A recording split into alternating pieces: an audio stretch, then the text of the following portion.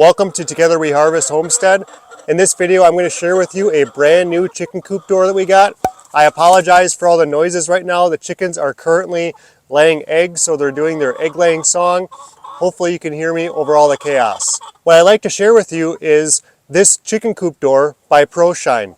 I got this chicken coop door because our previous one stopped working. I'm going to compare this chicken coop door to our older one just to give you an idea of what might be better for you and your chickens.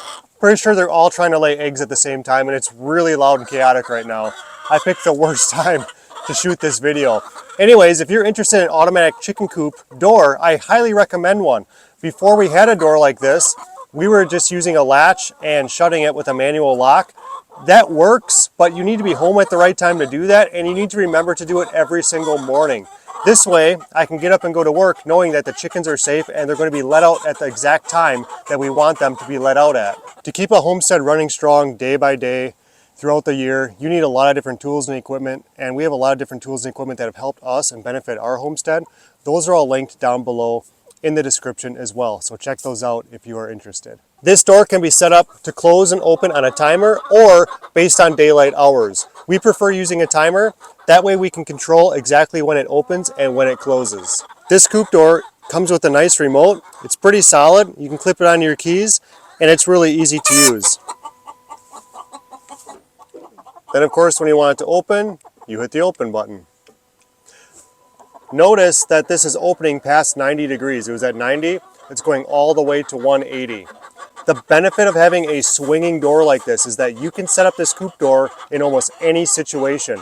Let's just pretend for a minute that you had a wall right here. So this coop door was kind of pinched in a corner, maybe on your shed, or maybe your coop is set up differently. So if there was a wall here, you could have this door open to 90 degrees and they would still have full access to get in and out of the coop. Installing an automatic door is really easy.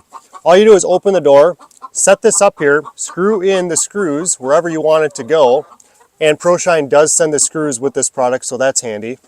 And then with the pencil, trace the opening and then cut it open with a sawzall, jigsaw, handsaw, whatever you happen to have available. This is not a perfect cutout for me on this particular coop because I just used the same hole size that I used on my previous automatic door. My previous automatic door was a little smaller than this, and this one's a little larger, which is why you see this right here. Let's talk about some of the things that come with the coop when you unbox it. Of course, you've got the user manual. This does come in handy and it's actually really easy to follow along with. So that's something you might want to hold on to. A lot of times I just toss these, but this is a little bit different. It does come with the batteries in this little pack here. That's handy. You can plug this in if you want to. There's an attachment on the left side of the door. This is what I really like. The batteries that are included with the door, you can recharge them with a USB. So that's super handy and I really appreciate that. So this solar panel, I am quite impressed, if I do say so myself. Look at the size of this panel.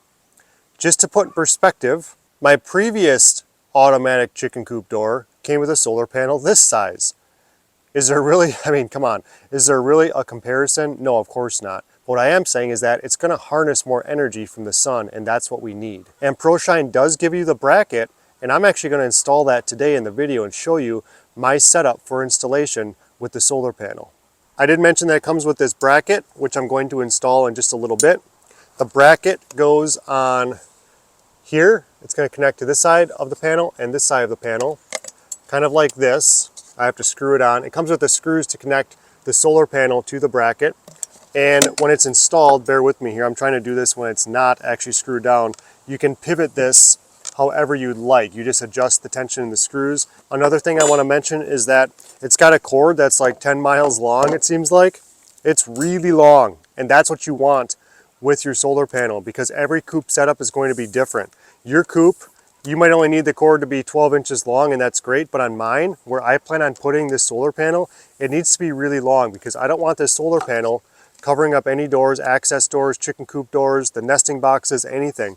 It needs to be clear out of the way of all that stuff, not to mention where I'm about to put this in just a moment, like I'll show you. I want this off to the side of any rain or snow that's going to collect on the roof and eventually come off. You don't want that landing on here, so it needs to be off to the side a ways. Having a long cord is going to help with that, and I really appreciate it when companies think about those extra things for their customers. It's a really nice thing to have. I have this baluster from my deck project. You may call this a spindle. Basically the things that stop kids from falling off decks. Anyways, this is going to be what I plan on mounting the solar panel to. So with the chicken coop door here, and the cord will reach back over here, I'm thinking the cord's going to go up this way, go down this 2x4 over here, and I'll mount this in this area over here somewhere. So I think what I'll do is I'll stick this 2x2 like this, screw it to this board, and then I'll leave enough hanging out this side for that white bracket that attaches to the solar panel. South is that way, so I want it facing this way. I also like, because it's at a good height, the chickens are not going to try jumping up here and perching on here. They don't jump this high. It's also nice because I can easily clean off any snow or debris that lands on the solar panel, leaves and other things like that. So it's at a good height, and it's appropriate as well because I come in here every day to feed the chickens. Their feed is just over here. This is going to be the end that hangs out of this 2x2. So I need to pre-drill some holes here. Probably 2 will work just fine, just to hold this bracket on. And then insert the hardware to give this a good solid fit.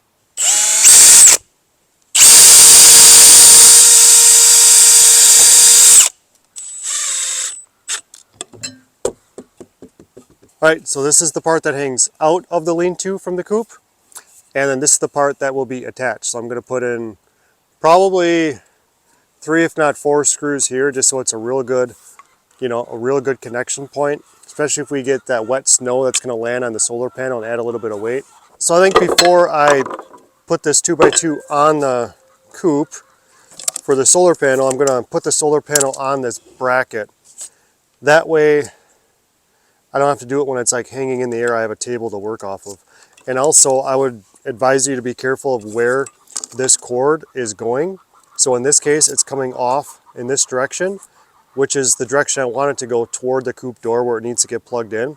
It wouldn't be a big deal, if you did it wrong and it went that way. It's just something to think about before you install this. Another cool feature of the solar panel, kind of a side note, but you may be interested, is that when the solar panel is plugged into the coop door, it will charge the batteries inside the coop. So there's a spot where the batteries go. You put the 4 AA batteries in here, and then you push them up here, and there's like a little cap. But as long as you have your solar panel attached here, it will charge the rechargeable batteries while they're in the coop. Just so you know, you do need a screwdriver for this, just to hold this screw like this, and then this bolt, and then to tighten the wing nut on this side over here. Wash, rinse, repeat. Put the screw through over here, put the wing nut on, should be good to go. Now you've got the panel installed. You can loosen the wing nuts and tilt this how you want it to, just by adjusting these wing nuts on the sides, and you're pretty much set to go. All I need to do is put these screws right here into a board and we're all set, then plug in the cord. Okay, now all we need to do is put these screws in. We should be ready to go.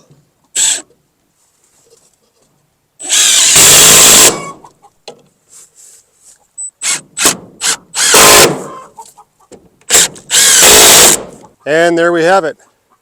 Really solid connection. I can adjust this if I need to, clean it off if I need to.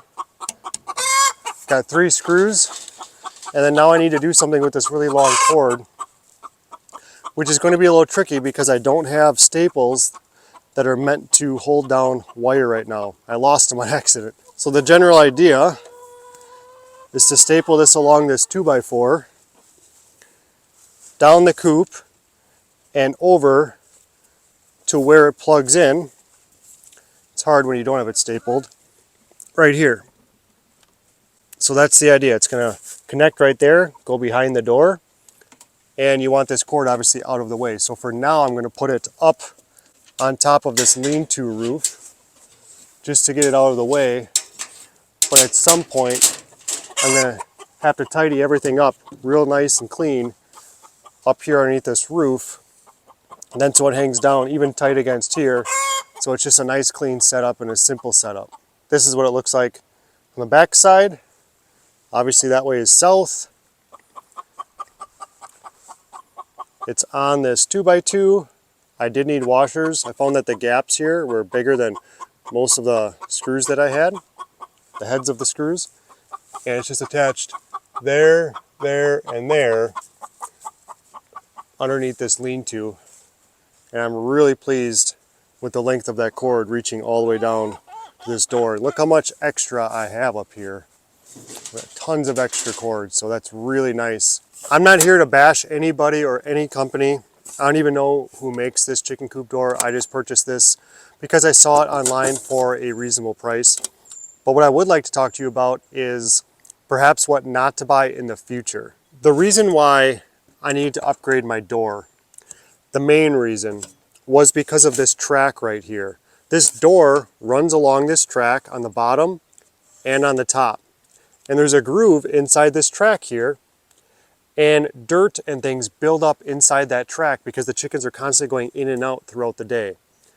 And it builds up faster than you think. These doors are designed to stop if there's any dirt or a chicken in the way from the door sliding across this way.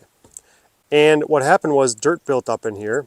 I could not clean it out, and this was not actually closing at night. So I tried cleaning out this track here. I noticed there was debris that built up in there, and I took little tiny things to pull out the dirt. I got a lot of it out. I didn't know what else to do other than like soak it in hot water and maybe some soap or something. I wasn't really sure, which sounds kind of crazy to me to have to do that.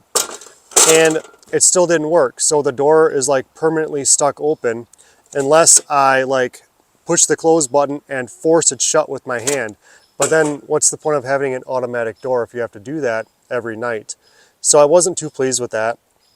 And the benefit of having a door that swings open and does not have a track right here for debris to build up in is the fact that that will never happen with the Proshine door that I just showed you. That door is going to freely swing open. There's a gap all the way around the door, a small gap, but a gap big enough for any debris to settle there just to be pushed out of the way.